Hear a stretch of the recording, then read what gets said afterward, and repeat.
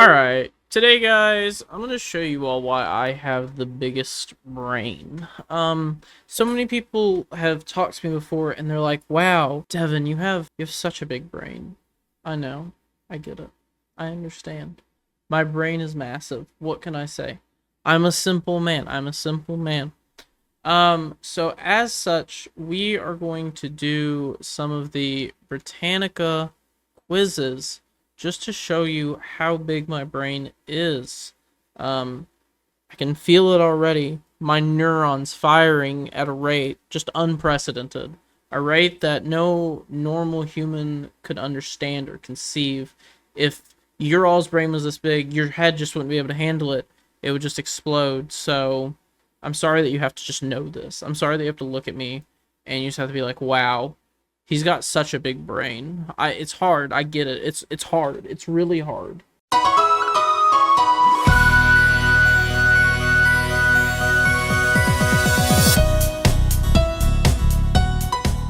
All right, we're starting with the Olympics quiz. I know a lot of things about the Olympics, so this should be pretty easy. Yeah, we're gonna do the timer bonus too. Which Olympian won 28 medals more than any other game in history? Oh, that's Michael Phelps, 100%. Oh yeah, easy. Biggest brain. One subscribes the gayest athlete of all time. Jim Thorpe was stripped of his Olympic gold medals because he made controversial remarks. Oh, he was previously a paid athlete. Okay. You know what? That's my fault. I knew that the neurons, they didn't get to my hand in time. Although I am the smartest man, I may not be the most dexterous man. I knew it was that first one. It just couldn't get to my hand in time. It's just part of it, you know. I understand. United States boycotted the 1980 Olympics to protest what? Civil rights violations in Korea. We all knew that. But you know, maybe you didn't also know, there was also the Soviet Union's invasion of Afghanistan. Honestly, these are both kind of right. I don't know why they didn't really take this one. It may be that whoever made this quiz maybe doesn't have as big of a brain as I do. That was going on during the time, so you know, it's just part of it. After having respectively won a gold and bronze medal, Tommy Smith and John Carlos was ejected from the 1968 Mexico City Games after doing what? I think they did gambling on the games. No, they gave black power salutes. Yeah, I don't want to say anything because I'm afraid I'll get in trouble. Which of the following was developed as the first modern Olympic Games held in Athens in 1996? I'm pretty sure it was the marathon. Yeah, it was the marathon. We all know this. If you didn't know this, unsubscribe. You're an idiot. I don't want you here.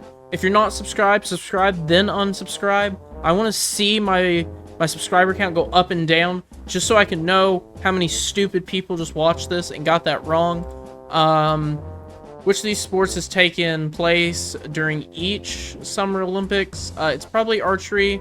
No, you may not know it, but during all of the Summer Olympic Games, archery's also happened. It was, however, an amateur sport when it first came out. They didn't really keep score during that time, so I could kind of see the nuance here. It has been there the whole time, but it has been a scored event forever, so that's fair. So instead, they have always been building fences at the Summer Olympics. So the ancient Olympic game, pankration, is most similar to which of the following? Pankration, it almost sounds like planking. That's closest to golf. You know what? Once again, the neurons didn't get there in time. I didn't realize it said pankration. I thought it said plankration. That's a very common thing in golf. Again, the neurons just didn't get to my eyes in time. Mixed martial arts, however, that is a pankration, clearly. Again, if you have a big brain, you know that. Which of the following activities was an event of the first Which of the following activities was an event at 5 Olympic Games, last appearing in 1920? Oh, that's easy. It was tree cutting. Sorry. It was tug of war. I could see the website's confusion. It's always been tree cutting, but you do have to pull the axe away from the tree when you're cutting. It is a very standard tug-of-war technique, the axe pull. So I could see where the confusion is. Britannica's just made a mistake on the quiz. It happens to the best of us, it's just a typo. It is actually tree cutting. Tug-of-war is just not right. In 393 CE, Common Era, see, I knew that because I have the biggest brain. In 393 CE, the Roman Emperor Theodosius the First discontinued the ancient Olympics because he believed the games to be pagan. That's what it was. Yeah, I mean, we've all known that. I know you all knew that. That one was an easy. That was just kind of a gimme. That was free points. You all know that. There's not even a reason to sit and even talk about this. We all know that that's true. Oh, true or false? Jesse Owens was the only African American to compete at the 1936 Berlin Games. That's 100% false. He was not the only African American. There was more. That is false. Again, a give me. I know you all knew that. Gymnast Simone Biles withdrew from the 2020 Tokyo Games because she was experiencing a mental block called what? She had the flippies. Sorry, the twisties. I misspoke again. The twisties, very common. It's when you have a strong craving for Twizzlers. The flippies is when you want to eat Twizzlers while flipping on your back and kind of smacking your hands together like a seal. It's very common. It's a very easy mess up. Honestly, I'll take that, you know. Being the smartest man, I can admit when I've made a mistake, and that one's on me. It wasn't the twisties, it was the flippies. It wasn't the flippies, it was the twisties. See, another common mistake. Let's continue on before I make a bigger fool of myself. Which country has hosted a record 4 Summer Olympics as of 2024, with the 5th scheduled for 2028? It's the United States. It's always the grand US of A. If you didn't know that, I don't know what to tell you. It's always the United States. The Olympic quiz, we got 5 out of 12. I'm just built different, so, you know, yeah, you know, I know this is a score that's very intimidating for a lot of you, but, you know, hopefully you can do better next time. Hopefully, you know, if you're playing at home, you're not like, oh, 5 out of 12, that's insane, I could never do that. You can do it. You may not be born with the big brain, but you can get there. You can get the biggest brain. Next thing we're gonna do, let's do the 12-letter word quiz. A common quiz, very, very common amongst us at Britannica with our very large brains. A kleptomaniac compulsively does what? They steal. Yes, that is right. They work in steel mills. They melt down and create steel beams. Which of these words is the word for the kick of a mule or a horse? It's calisthenics. I don't know if you didn't know that. Oh, this is weird. Okay, so this is something that's pretty cool too. This is kind of a little Easter egg. Recalcitrant also means putting the answer in red instead of green. It's kind of like going against the norm. So they did that for this one, showing both green is the wrong answer and red is the correct answer. It's a cool Easter egg. Again, only the biggest of brains would notice that. Which of these words can be traced to a Latin word meaning boil? It's concordantly. Oh, they did another really cool Easter egg. Effervescent also means blaring red to let you know, basically to signal something to you. And this one, they use it to signal the right answer. That green there is probably just to symbolize the Easter egg happening. It's pretty cool. Again, they have a lot of cool Easter eggs in this quiz, so I'm liking that. I'm liking that. A person who ferociously, so I didn't say that right, supports a political candidate will do which of the following? They'll begrudgingly vote for them.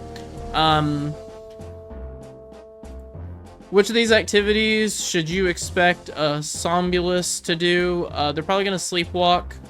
That easy. Elementary. If you didn't know that, I don't have to tell you. Which of the instruments most resembles a glockenspiel? It's clarinet. It's always been a clarinet. I think my colorblind's kicking in a little bit. It looks kind of red. I know it's not red though. You can tell by the hints there, the hues on the sides of the question there. I can tell I got it right. I sorry if at home you're like, oh, why is he saying it looks red? I just have momentarily color blindness. It happens. Which of these can describe an outsider moving into an area to meddle in local politics? Oh, that's a carpetbagger. The reason for that is, back in the day, if you went to meddle in local politics, you actually put your carpet in a bag. It symbolized to other people that you wanted to get involved in the political scene, even if you weren't from around there. It was a very common thing to do. It was kind of like when you go into somebody's house and you, like, take your shoe and you throw it at the most expensive vase you can find. It's just to signify, hey, I'm here and I mean business. Which of these words come from the German word for goblin and to break wind?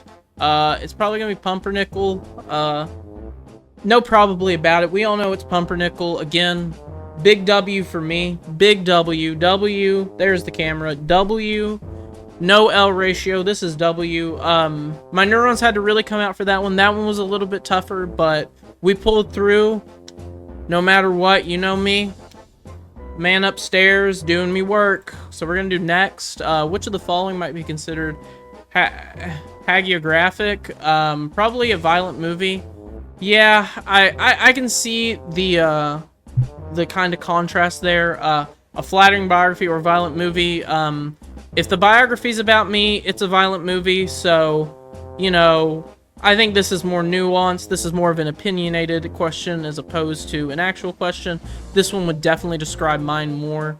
Hagiographic, if you don't know, it's basically the substance of a biography.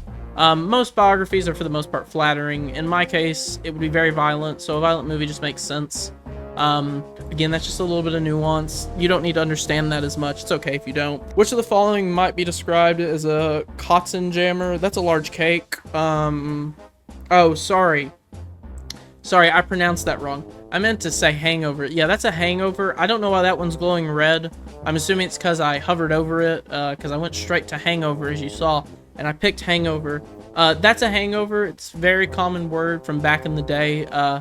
You know, it came from the Germans. They get hungover. We all get a little hungover. You know, it's common. A wizard with the ability to transmogrify might do which of these things? Turn you into a frog. That one's easy. I don't really have anything for that. I actually knew that one. Mithridatism involving which of the risky factors? Ingesting poison. Clearly it's ingesting poison. You can tell from the datism ending right there. That means ingest. And then Mithra, that means poison. I don't know if you knew that. This is called an antithesis, actually, where the end of the word actually elicits the action, and the beginning of the word actually elicits the noun. It's a very cool thing. It's something that you see with some of these really big brain words. Again, 6 out of 12. I know it's very daunting.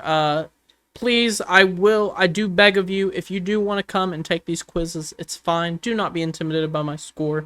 I understand my brain, massive. My score, absolutely just gleaming with just educational prowess. The academic mindset I have. I'm a humble man, I know.